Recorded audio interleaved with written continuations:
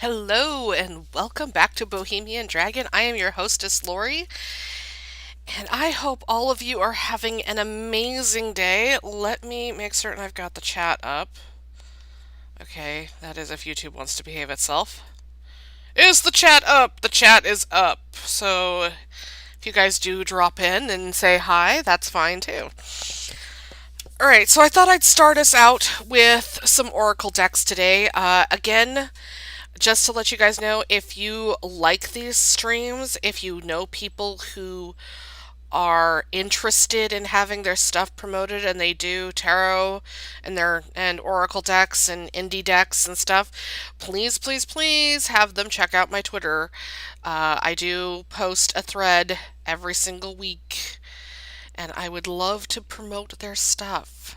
So otherwise, I just pick whatever the newest decks are that have released into the indie-verse, so to speak, and I give them a good show.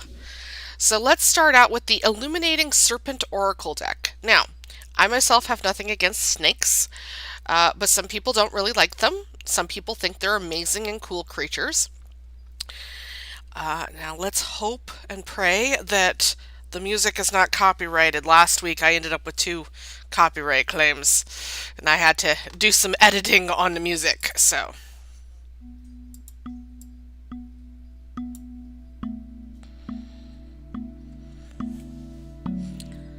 Let's full screen this.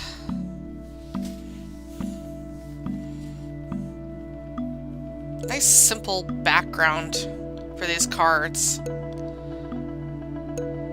Fairly consistent color scheme too, which I think is neat. Ooh, I like the gilded edges. Of course, it says prototypes there.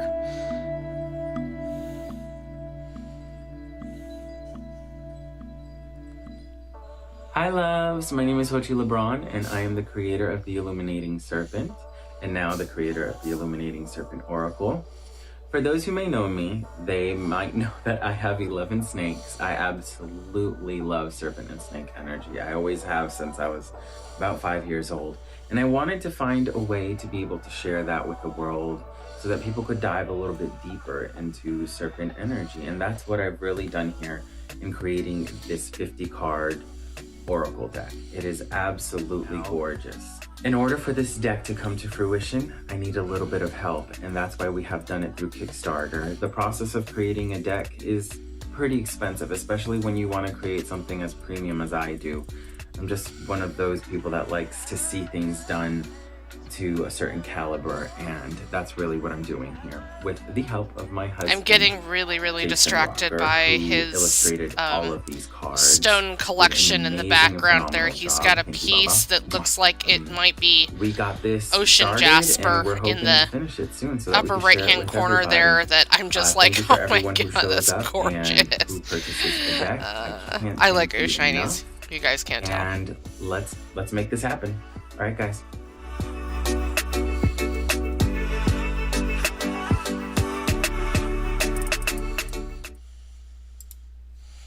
So currently at 70% of its goal. It's got 47 backers, 32 days to go. I would love to see this take off.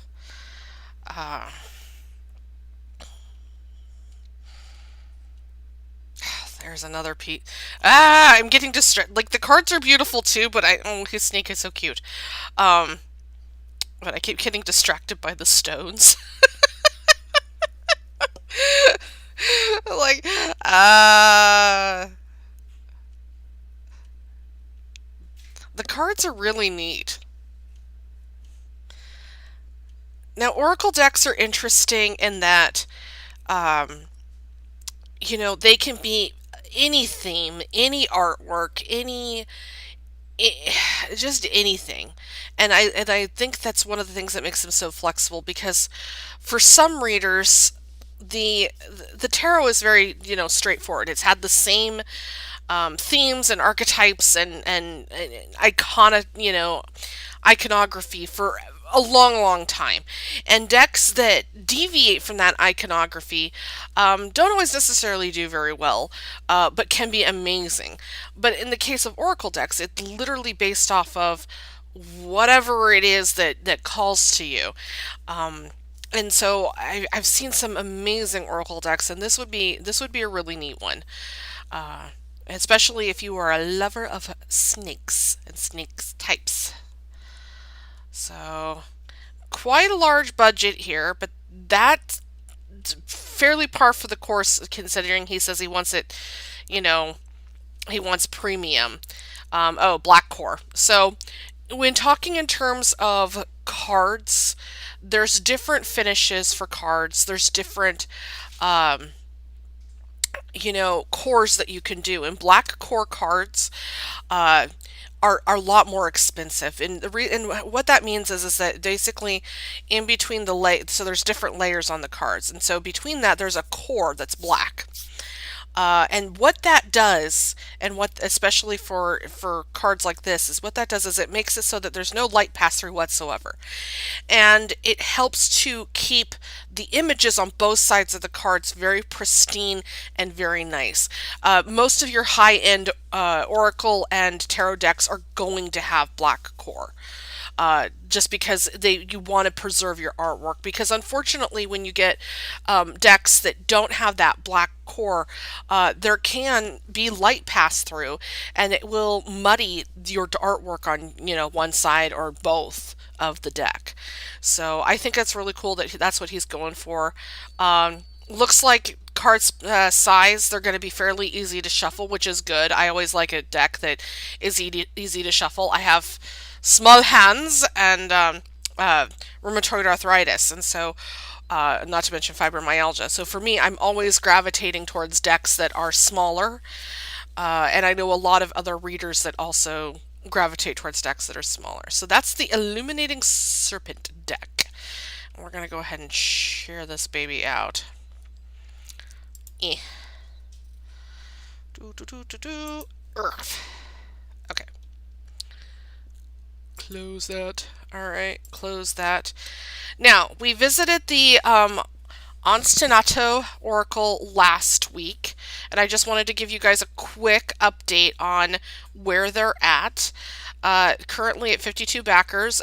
They're getting kind of close there they've gotten over 50% of their pledges from last week, so that's really good. It looks like they've only got 15 days to go. So let's hope they make it, because it would be really nice to see a music themed deck take off.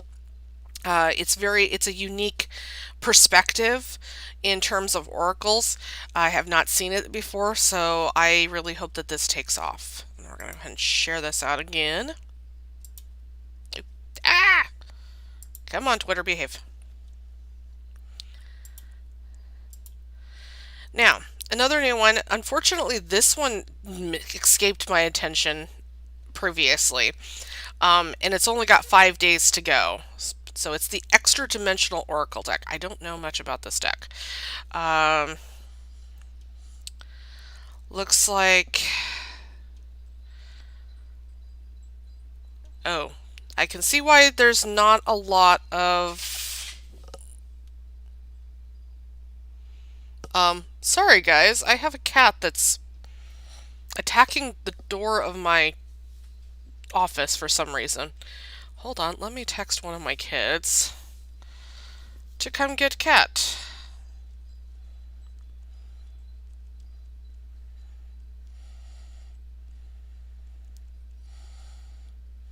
Okay.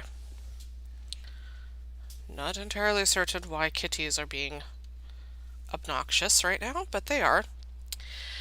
I can see why, because unfortunately, and I'm still going to share her project out, but when you have projects like this, the more information that you give on your Kickstarter, the better chances are of it coming to fruition.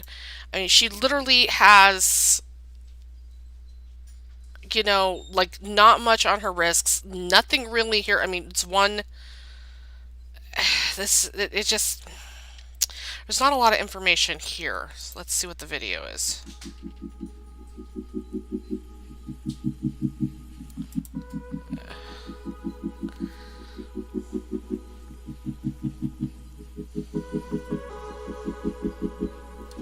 Interesting iconography.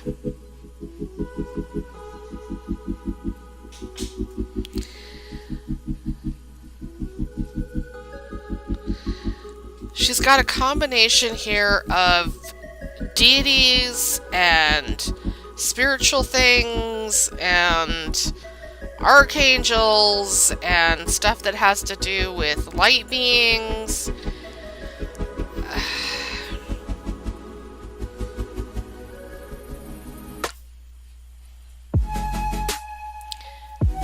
It's an interesting deck. I kind of feel like, though, there might be some editing that might need to be done here.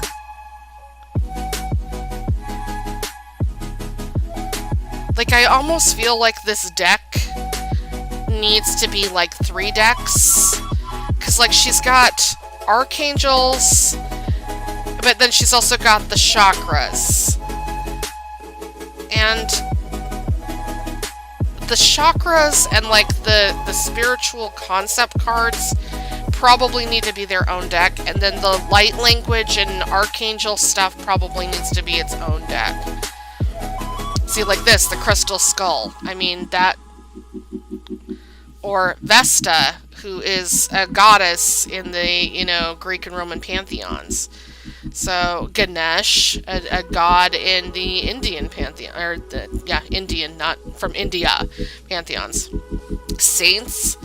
It's just, I feel like there's a little of everything thrown into this deck. She doesn't say how many cards are in it either, so that's another problem, is that you don't know how many cards you're getting. You don't know whether or not they've got black core. I'm gonna share this out for her, but I somewhat suspect that this will probably not end up being funded. And the thing of it is that, and this is the unfortunate thing of doing Kickstarters and Indiegogos, and being in the indie industry, is that sometimes you may have a really, really great idea and concept, but if you don't make certain to really captivate your audience in the beginning, it can go nowhere. And I mean, I could sit here and look at all of the past stuff that didn't get funded.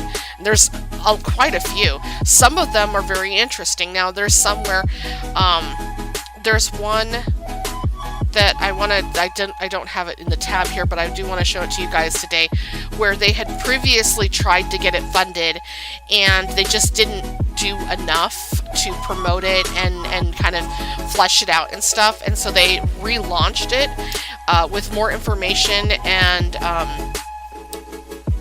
better marketing, and it's doing much better this time around. So I mean, like, she's got angel numbers in here. So, I mean, it's an interesting concept for a deck. I just kind of feel like it needs some editing, and, she needs to maybe just give a little bit more information on, where she's going with it. Because, like, she doesn't even talk about, what the goal is going to. So, if nothing else, we'll get her some... people can see her stuff and maybe, pass on some feedback to her. I like the iconography that she uses in the color scheme. I'm very much into color. I just feel like maybe she needs to revisit this and kind of do some editing. Alright, now, before I go too much farther here, I want to see if I can find that other... Oh, nope, stop, behave. I think I have it under my saved projects. Let me look.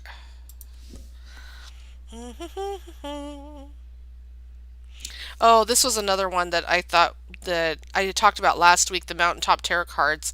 The project was canceled, which I don't know why that was. Where is it? Where is it? Where is it? No. Okay, I guess I didn't save it in here. Okay, well, that's fine. We'll keep going. So this one popped up today. Fairly close already to their pledge goal, but what was interesting about this one is it's not just a tarot deck, it's actually a dark fantasy novel with tarot cards included. So you can either use the tarot cards separate from the book, or you can use them, I guess, kind of with the book and the story.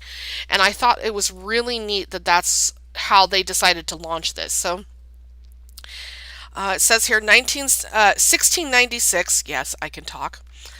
Three girls are missing as accusations of witchcraft sweep through the village of Coventry. William watches helplessly as his grandmother is accused and dragged away in chains. Now he must use the magic she left behind if he is to save her.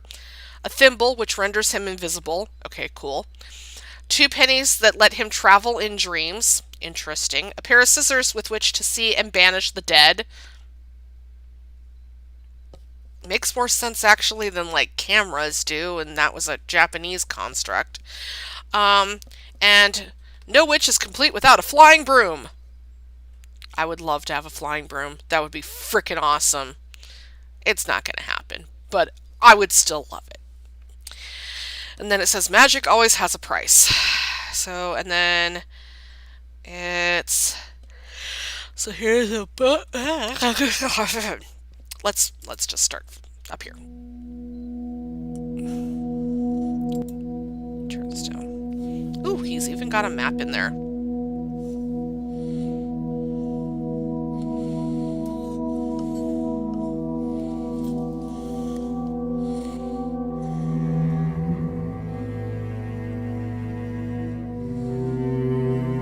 Friends are always good.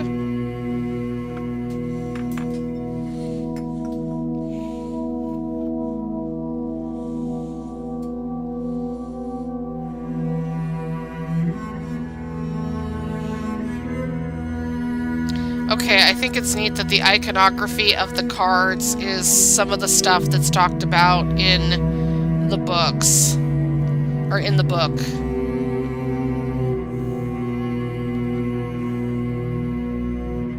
That's cool.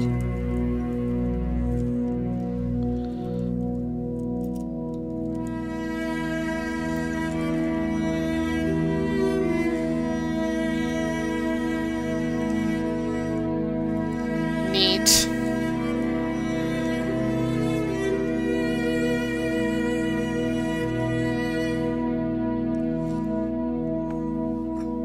Wee William Witchling.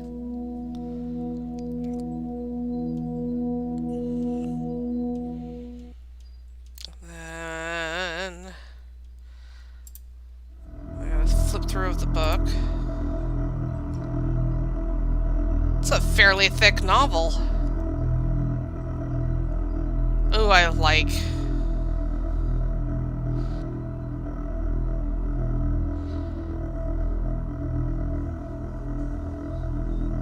Oh, he's got it set up so that this novel and the tarot deck descriptions are together. And they kind of like form chapters. That is really neat. I'm really loving this.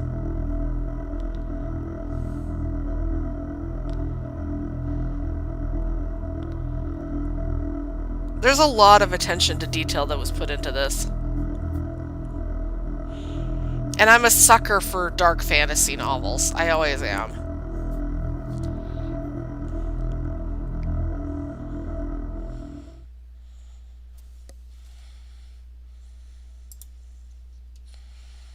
And peek at the cards.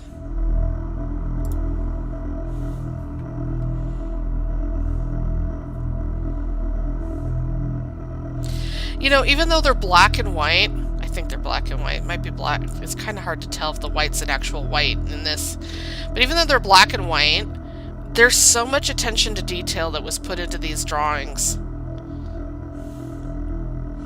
Each one feels like it's got an emotion, which is good. You want that. You want the reader or the person who's going to be using the deck to have an emotional connection to the cards. Artwork should always, you know, make you feel something, even if it's just inspired, you know.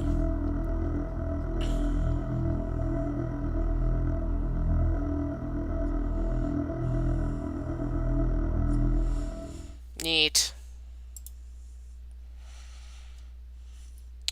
So, and then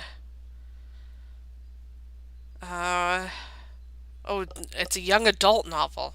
Eh, that's all right. It doesn't matter if it's young adult or if it's adult. Reward tiers. Oh, you can get just a digital copy of the PDF. That's good. Soft cover, custom bookmark. This is really affordable for everything that he's done with this. So, says this is my second Kickstarter after a very successful launch of my first book, Parliament of Rooks, 13 Tales of Victorian Weird. Um, Lee William Witchling is already complete and only waiting for copy editing, and the cards are all drawn for the tarot deck. All that is left is put the spit and polish on everything. Please don't actually put spit on stuff to polish it, please. And it will be ready to ship. My plan is to fill all orders before the end of the year. I'll pay for domestic shipping, but international orders must pay shipping, which, is pretty typical. Um, where is he located at? Hold on. Kentucky. Henderson, Kentucky.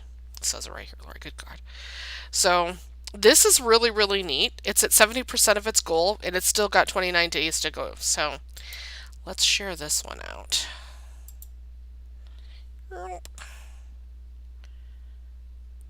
Eh. And last but not least, and I was hoping that Chelsea would be here for this one because I picked this one specifically because my friend Chelsea is absolutely, and I mean absolutely, head over heels obsessed with anything to do with Arthurian legend and legacy. And this tarot deck is Arthurian legacy themed. So hopefully Chelsea will see this. So this one's based out of Seattle, Washington. Let's give this a little wash. Hello, my name is Arlene White Swan. I made the tarot of the Toise de Danann over 20 years ago. Oh. And I suppose it wasn't the right time for it to be sent out into the world because the traditional publishing deal I had fell through like it was struck by lightning, and it's lived in a box ever since. I've only shown it to a few close friends, and one of those people encouraged me to do a Kickstarter campaign to get the deck and the book published. And I did not come up with or contrive this tarot deck. I couldn't have done it, and I probably wouldn't have done it because I wasn't doing art at the time. I was making my living as an energy healer and a psychic, and my clairvoyant abilities were super high. I mean, I could read the cards and I'd see like a movie unfolding before me, and it would all come true. It was pretty scary for some people. But it began with a visitation by the fairy. And over a period of years, they instructed me on how to paint each and every card. The complete story is printed below, so if you want more details, they are there. I've told it so many times, I don't think I could tell it again, to be honest.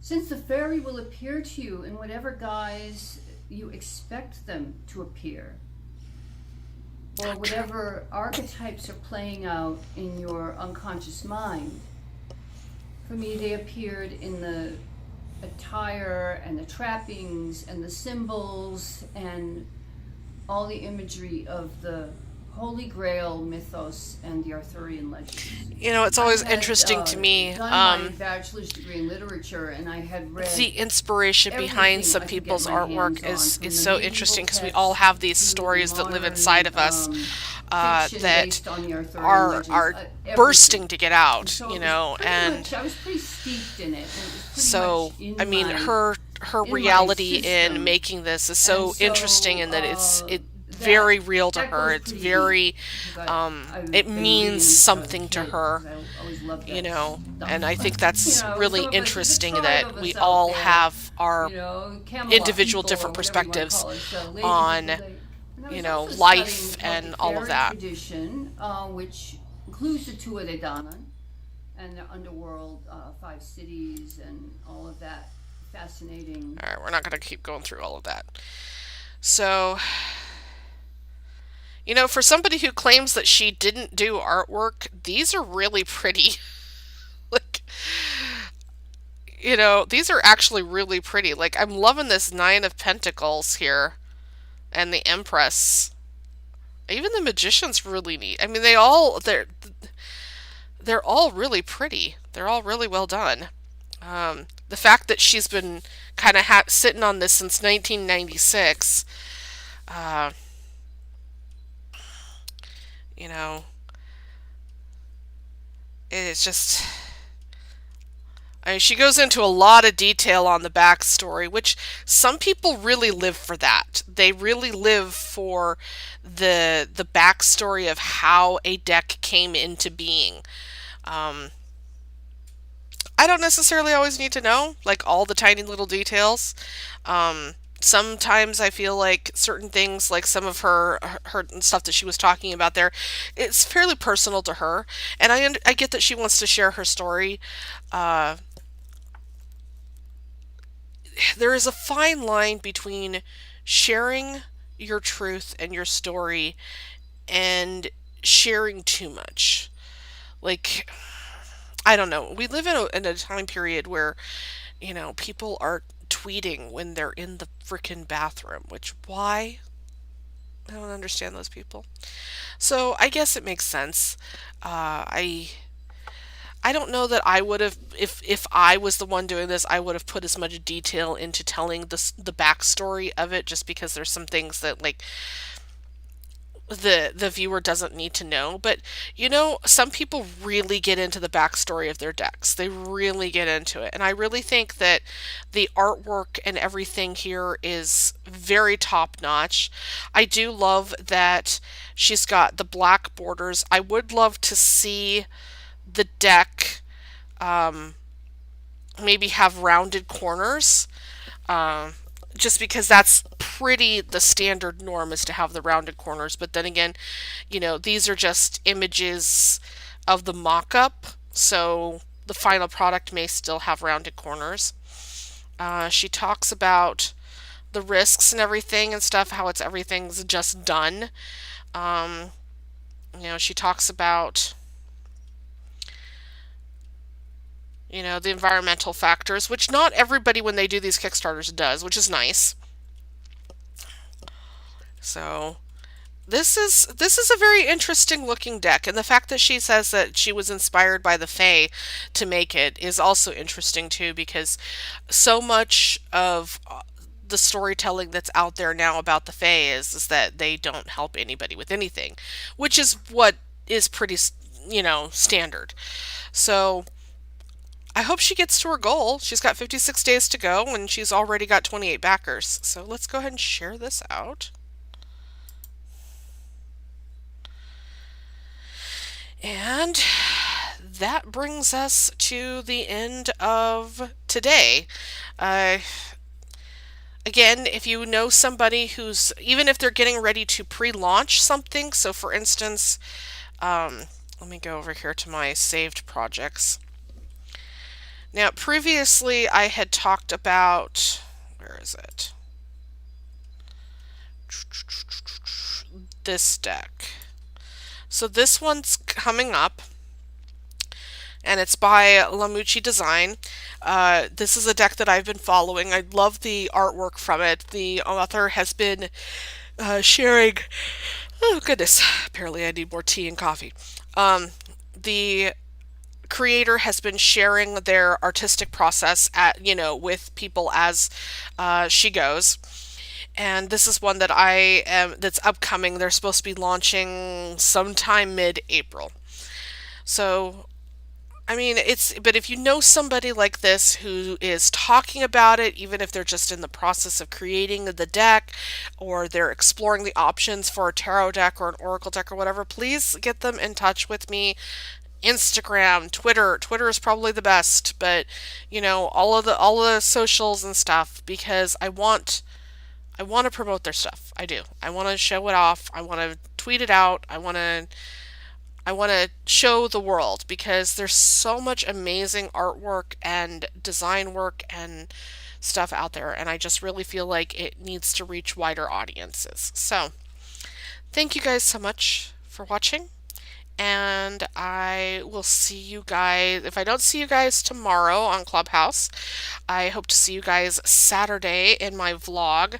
Yes, I am aware that Tuesday I did not post a review. That's on me. By the time I realized that I hadn't scheduled it, it was already like 9 o'clock at night, and at that point it was like meh. So, you guys will get a new review next week. Anyways, thank you guys so much for watching, and I hope you all have a great rest of your evening, day, or whatever time it is for you. Bye!